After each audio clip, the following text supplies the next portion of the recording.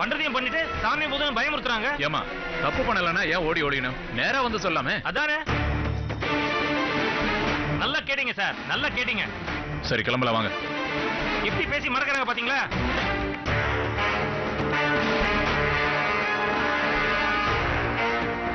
சரி வரமா வரமா.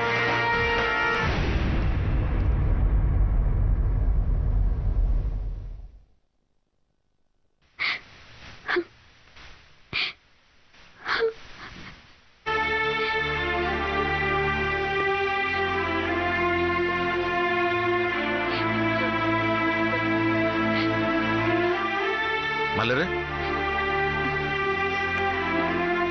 என்னம்மா என்னாச்சு?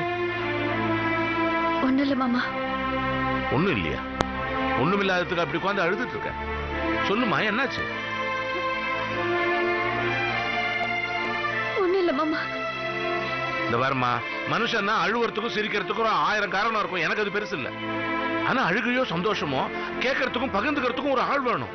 உன் துக்கத்தை காது கொடுத்து கேட்க கூடவா இந்த வீட்டுல ஆள் இல்லாம போச்சு உனக்கு? தனியா கொஞ்சம் அழுவுறியம்மா. ஏன் நான் இல்ல? மாமா இந்த மாதிரி தோணுது, என்னால முடியலன்னு சொல்லியிருந்தா நான் என்ன ஏதுன்னு கேட்டிருப்பேன்ல. ஒன்னும் ஆறுதல் சொல்லியிருப்பேன். முடியலன்னா நானும் உன் துக்கத்தை பங்கு போட்டுப்பேன்ல. தனியா கொஞ்சம் அழுதுட்டு இருக்கியம்மா. சரி விடு.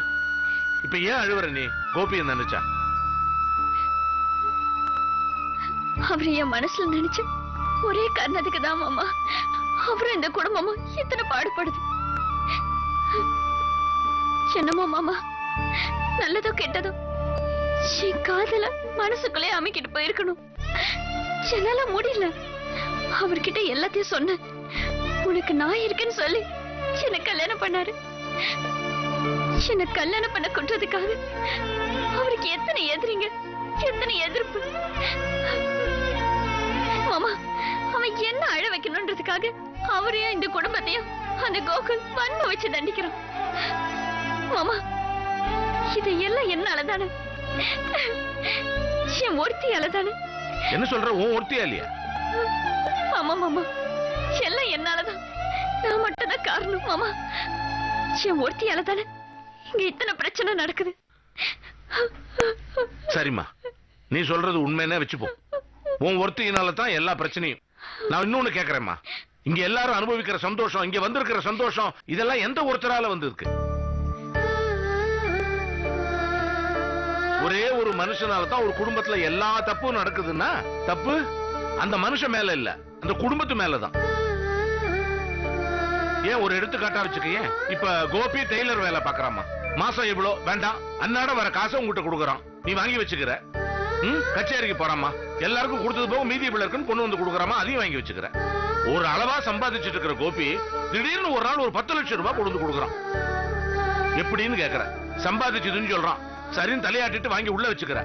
அப்ப அது யார் தப்பு? சொல்லுமா, அது யாரோட தப்பு? ஏன் தப்புதான் மாமா? அதுதான்மா. புருஷன் என்ன சம்பாதிக்கிறான், எங்க போறான், எங்க வரான் ஒரு பொண்ணுக்கு தெரிஞ்சிருக்கணும்மா. கொடுக்கிற பணத்தை வாங்கி பொட்டியில வச்சு பூட்டினா அது நாளைக்கு பிரச்சனையா தான் வெளியே வரும். அப்ப என் புருஷன் தப்பு பண்ணாதவன்னு ஒரு பொண்ணால வக்காலத்து மட்டும் தான் வாங்க முடியும். ஏன் தெரியுமா? வந்த பணத்துக்கு கணக்கு எங்கன்னு கேட்காதனால தான். இதான் நமக்குள்ள இருக்கிற பிரச்சனைக்கு அஸ்திவாரம் இதாம்மா. ஆமா மலர், நீங்க 2 பேரும் ஒரே குடும்பம்னா வர பிரச்சனையும் 2 பேர் மேலதானே இருக்கும். ஆரம்பத்திலேயே நீயும் கோபி ஒருத்தர் நேசிச்சப்போ 2 குடும்பம் ஒன்னா சேர்ந்து இவங்களை 2 பேரையும் சேர்த்து வைப்போம் கல்யாணம் பண்ணி வச்சிருந்தாங்கன்னா இந்த கோகுல்ங்கிறவன் எங்க இருந்துமா வந்திருப்பான்? எங்க வீட்டு பொம்பளைங்க அவங்க காரியத்துக்கு வேக வேகமா பொண்ணு தேடினாங்க. 2 பக்கமும் உள்ள தப்ப சுட்டி காட்டி முன்ன இருந்து பேச வேண்டியன்னா நான் நிக்கல. அப்ப அப்படி நின்னதுக்கு தம்மா இப்ப நம்ம அனுபவிக்கிறோம். இது உன் தப்பு இல்லம்மா, நம்ம குடும்பத்தோட தப்பு. உங்க 2 பேர் மனசையும் யோசிச்சு இருந்தாலே எல்லாம் முடிஞ்சு போயிருக்கு. யோசிக்கல, இப்ப பிரச்சனை தலைக்கு மேல போயிருக்கு. ஆமா மலர், ஒரு குடும்பம் கெட்டு போறதுக்கு அந்த குடும்பத்துல ஒரே ஒரு ஆளை மட்டும் எப்பவும் பழி சொல்ல முடியாதுமா. இப்ப மயில் எடுத்துக்க. மயில் பிரச்சனைக்கெல்லாம் அவனா காரணம். மயில் தப்பு பண்ணும்போது தெய்வான என்ன ஏதுன்னு கேட்டிருக்கணும். குடும்ப தலைவியா அந்த பொறுப்பை ஏற்றிருக்கணும். அது செய்யல, பரம்பவும் யோசிக்கல. குமார்னு ஒருத்தன் எங்கிருந்தோ வரலம்மா, நாம தான் தேடி கூட்ட வந்தோம் குடும்பத்துக்குள்ளார. அதே மாதிரிதான் கோகுல் எங்கிருந்து வந்தான்? உங்களை பிரிக்கிறதுக்காக உங்க அப்பா தேடி அவனை கூட்டு வந்திருக்காரு. ஏம்மா, பொண்டாட்டினா என்னம்மா? புருஷன் கொண்டு வர்றத சமைச்சு போட்டு புள்ள குட்டிகளை பெத்து கொடுக்கறதானா? அதுக்கு எதுக்குமா குடும்ப தலைவின்னு சொல்லணும்? அடிமைன்னு சொல்லிட்டு போலாம்ல. புருஷன் பண்ற தப்ப பொண்டாட்டி சுட்டி காட்டுறதும், பொண்டாட்டி பண்ற தப்ப புருஷன் சுட்டி காட்டுறதும் தான் குடும்பம். அமைதியா இருந்தா சரியா போகுமாம்மா. பிரச்சனைன்னு வரும்போது ஒருத்தர் பேசாம இருக்கிறதுனால தான் மூணா ஒருத்தர் வந்துடுறான் பேசுறதுக்கு. அதேதான் இங்க நடந்திருக்கு. இல்ல மாமா, அதெல்லாம் சம்பந்தி தப்பு பண்ணும்போது உங்க அம்மா வேண்டாங்க, நம்ம புள்ள வாழ்க்கை வீணா போயிடும் சொல்லியிருந்தானா இது நடந்திருக்காது. இங்கன்னா முடியவே முடியாது, கோபிக்கு மலர் தான் ஒத்த காலம் நின்று இருந்தானே இந்த பிரச்சனையே வந்திருக்காது. உங்க அம்மா உங்க அப்பாவுக்கு பயந்தாங்க, நான் இங்க குடும்பம் பிரிஞ்சிருமோன்னு பயந்தேன். எல்லா தப்பையும் ஒன்னா பண்ண நாங்க தான் இதுக்கு காரணம், நாங்க தான் இதுக்கு தீர்வு தேடணும். இதெல்லாம் யோசிக்காம இருந்ததுதாம்மா தண்டனை. வர தண்டனையும் அனுபவிச்சுதான் தீரணும். அதுக்காக நீ தனியா உட்காந்து அழுதுட்டு இருந்தா என்ன பிரச்சனை தீர்ந்துடும். தைரியமா இருமா.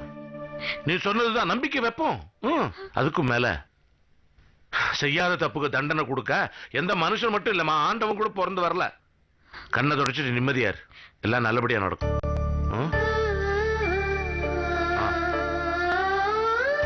அழறதுக்கு கூட மனுஷனுக்கு துணை வேணும்மா. அதுதான் இந்த பூமியில நம்ம சம்பாதிக்கிற பெரிய சொத்து. இப்படி தனியா உட்காந்து அழாதம்மா. அப்புறம் எல்லா பிரச்சனைக்கும் நாம தான் காரணம், நம்ம உள் மனசை நம்மளை நம்ப வச்சிரும். வேண்டாமா, தனியா இருக்காது. சொல்லி அழுவறதுக்கு நம்ம வீட்டுல ஆளா இல்ல. அழகு.